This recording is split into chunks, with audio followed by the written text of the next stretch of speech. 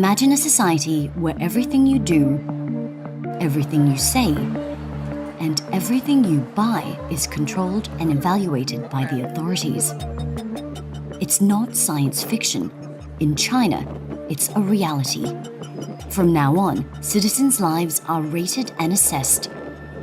This is what the Chinese Communist Party calls social credit.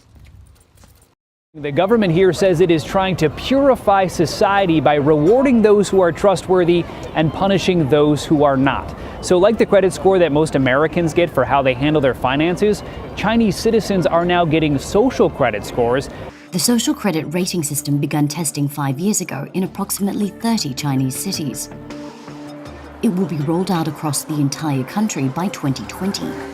So now, the government is tracking citizens' behavior from smoking on a train to jaywalking. If one score drops low enough, they could be denied travel or buying an apartment. When Leo Hu recently tried to book a flight, he was told he was banned from flying because he's on the list of untrustworthy people. Leo is a journalist who was ordered by a court to apologize for a series of tweets he wrote and was then told his apology was insincere. I can't buy property. My child can't go to private school, he says. You feel you're being controlled by the list all the time. And the list is now getting longer, as every Chinese citizen is being assigned a social credit score. Nearly 15 million people have already been prevented from traveling. The process made possible thanks to the collection of masses of data in all areas of its citizens' private and public life, and it is set to be implemented nationally in 2020. China's growing network of surveillance cameras makes all of this possible. The country already has an estimated 176 million cameras. This knows every person, every bike, every car, every bus. You can tell whether it is an adult, a child, a male or female. It can recognize more than 4,000 vehicles. For China's population, already scrutinized by the country's 117 million surveillance cameras, the social credit system only signals a further decline in freedom. How far into people's daily mundane activities does this go? Well, I think that the government and the people running the plan would like it to go as deeply as possible to determine how to allocate benefits and also how to impact and shape their behavior. In this building, the officials of Rongcheng assign a rating to its inhabitants.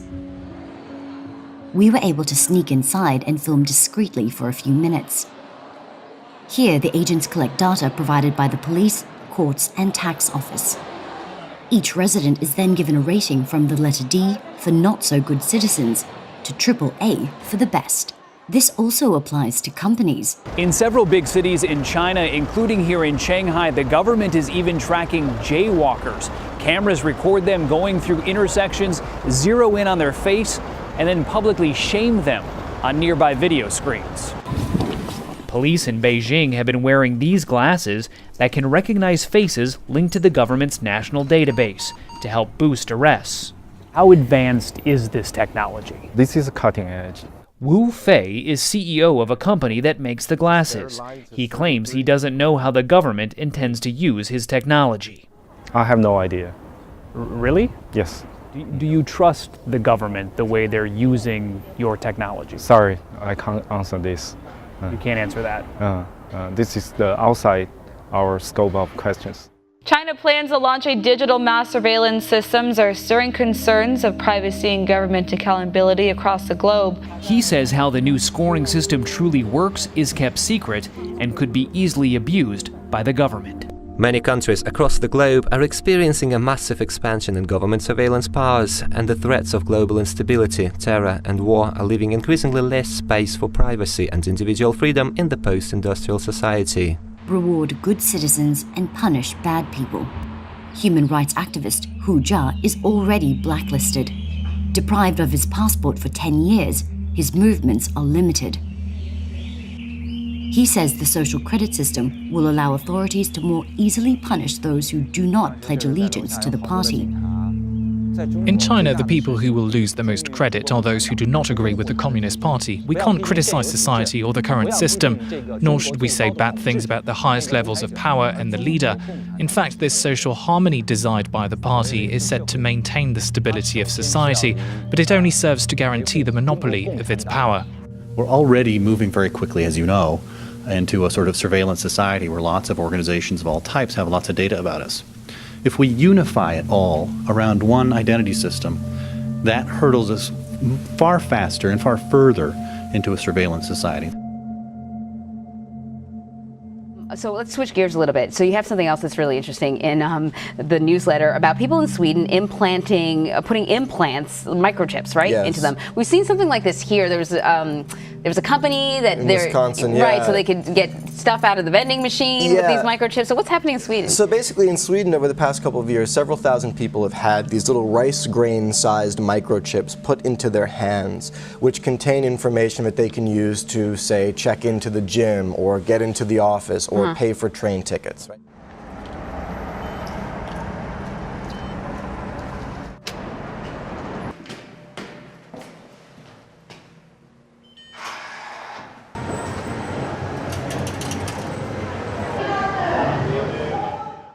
On the one hand, everyone can appreciate that that's convenient, right? How many times have you been looking for your key fob at the gym or can't remember your password for something? But I think the bigger question here is, look, as the human body itself becomes a technological platform, right, there are big questions we need to consider about what kind of information is put out about us, from us, quite literally, and also further down the line, what kind of access do other people or platforms have to that information that is inside us, right? This is a biotech question, this kind of blurring of the lines between the human body and tech. I mean, it's one thing if you're holding your smartphone and it's sort of emitting data about you. It's another thing if your own hand is doing the same thing.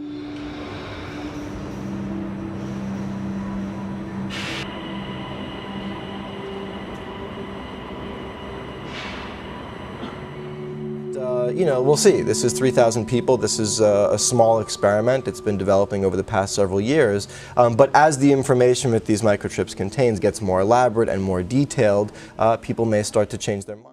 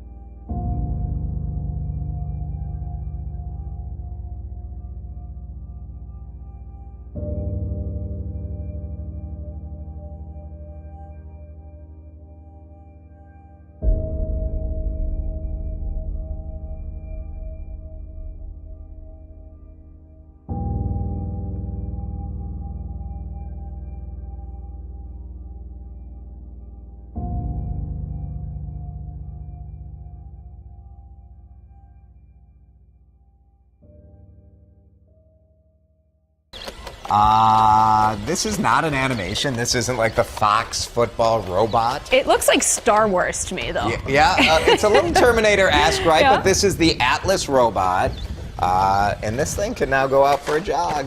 Look at that backflip. I mean, you've got to be in pretty good shape if you want to outrun that thing or outflip it. Pretty good. So Boston Dynamics, robot can now jog, do flips, and open doors. You know what's amazing? Is it over for us? Are we done as a human race? I'm pro-science. I am pro-technology. I can't think of the scenario where you need a robot to run. Or do a backflip. It's just to show that it can. I don't think that's the function of the robot. It's amazing what this robot could do a year ago. It's not even close to what it can do. So only imagine what it's going to be able to do a year from now. This is how it starts. Like they learn. We want robots. They'll take care of our kids someday. Now, if that is a possibility for us, the robot nanny. The robot nanny. I'm all in. New at 6, another futuristic innovation may be taking shape in a secret Silicon Valley site. An Amazon research facility in Sunnyvale reportedly has a secret mission involving robots. To give you an idea of just how sensitive Amazon is about their lab, as we were shooting video on the public sidewalk, Teams of security guards said we couldn't point our cameras at their property and called Sunnyvale police claiming we were trespassing. Just so you know, he's filming audio and video too. Awesome. After consulting city zoning maps, Sunnyvale PD said it was indeed public property and allowed us to stay. Cool, thank you. Thank you. Appreciate it. Bloomberg put out a report early this morning titled, "Amazon has a top-secret plan to build home robots." Citing unnamed sources, they say the project has been dubbed Vesta, after the Roman goddess of hearth, home, and family. There are a lot of unknowns. Will it talk? What will it look like? And what will it be able to do? Chloe, am I ready on my washing cycle? Remember Chloe from LG, the doomed home robot demo at the Consumer Electronics Show earlier this year? It went silent in front of a huge crowd. Chloe, what's for dinner tonight? It's a glaring example of how the technology is still in its early days. We're becoming aware of how much data we give away without even realizing it. Our habits online can say a lot about our personalities, but when we're out and about, what does our behaviour in the real world say about us? Well, in the UK, we're all getting used to the fact that we're being filmed by CCTV a lot of the time, but although a human can tell a lot about a person just by looking at video footage, that is a really hard job for a computer to do. That said, this system is having a pretty good guess at who it's looking at right now.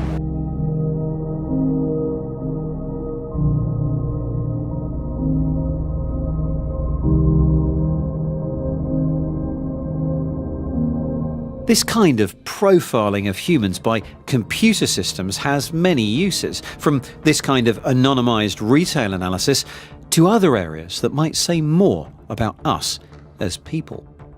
One of the more controversial uses for AI is in policing. Peterlee Police Station in County Durham, the early hours of the morning. The man pictured here in the station's CCTV, let's call him Steve, has been arrested for possession of heroin. Arrest is on suspicion of possession of a controlled substance. Here in Durham, the police are trialling AI software which could help make decisions about suspects being held in custody. Leave your shoes there and we'll just do a quick search.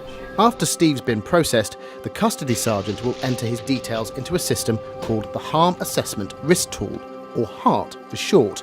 It's an artificial intelligence tool designed to help custody sergeants make decisions about what to do with a suspect. And this allows us to target the people in terms of our interventions that we've developed to make sure that they don't commit crime in the future. Everybody that I've spoken to who works with the HART project is very keen to stress that the information that it provides is advisory only and that a human custody sergeant makes all final decisions. But the use of this technology in general is for some people a cause for concern. This kind of artificial intelligence system in policing relies on big data, and that means that people's privacy is at risk, and it risks us moving more towards a surveillance state. But it also risks discrimination because patterns that exist in data already risk being perpetuated and repeated, and there's very little accountability over it. And it's this data that privacy campaigners find troubling. Experience data profiles individuals based on their postcode, their household, and even down to an individual level. And some of these kind of profile stereotypes include terms like disconnected youth, Asian heritage, dependent greys, and people are sorted into these categories. Now, that's bad enough. When that kind of profiling is being used to make decisions about freedom and justice in the UK, I think we really need to just put the brakes on and say, why are we doing this? It's been revealed that the US National Security Agency collected over 500 million phone records of US citizens last year. That's over triple the number of 2016. And that is despite a new law limiting the spy agency's powers. The US Freedom Act bans the bulk collection of phone records and internet metadata, whilst also limiting government data collection to what is, quote, reasonably practicable. It does, however, permit the gathering of phone and text logs when a link to terrorism is proven. The recent increase in records collected comes in stark contrast to the concerns expressed last year by President Donald Trump. I think that is a very big surveillance of our citizens. I think that's a very big topic, and it's a topic that should be number one, and we should find out what the hell is going on.